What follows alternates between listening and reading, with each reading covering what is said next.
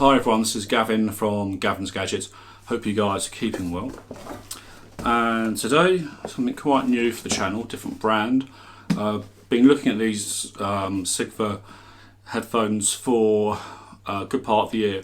So what I decided to do is really how relevant are they in 2022 and should you buy them, what do I think, and how do they compare to some other headphones.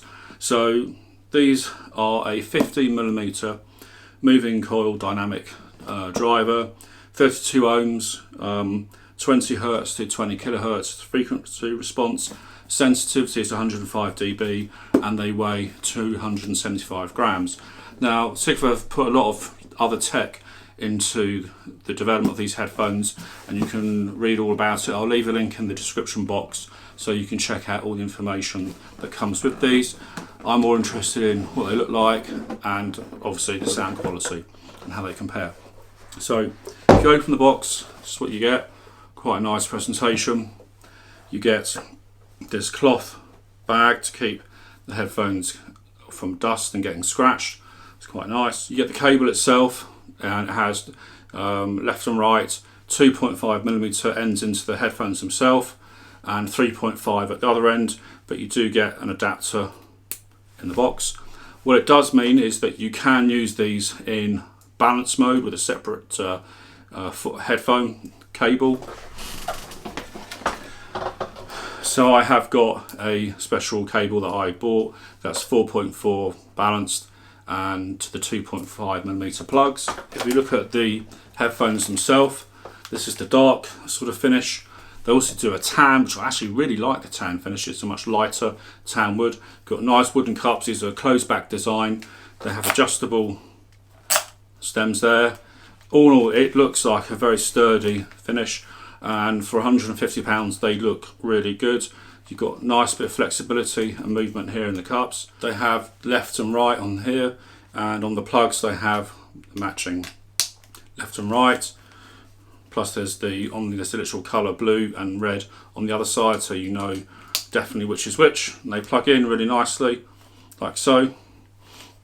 And in terms of comfort, just a bit bigger for my head, just put them on to show you. They are very comfortable, bit of passive noise cancellation obviously because they're closed back. And the ear cups, as you can see, are really nice and deep. A nice big cushion here. I do find these very, very comfortable to wear. Fairly lightweight as well, which makes them really good.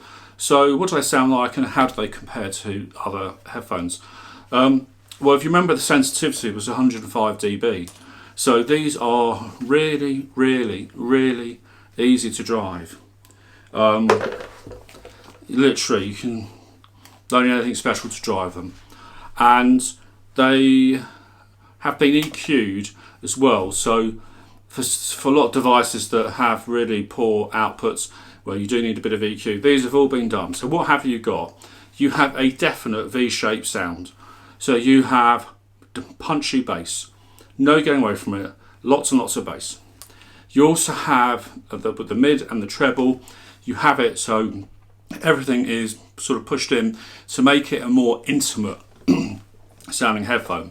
So if you take Hi-Fi Man's the 400 SE, which are, I think they're slightly more expensive, that sound stage and that sound is wide, really wide and airy, whereas these are closed in, very intimate.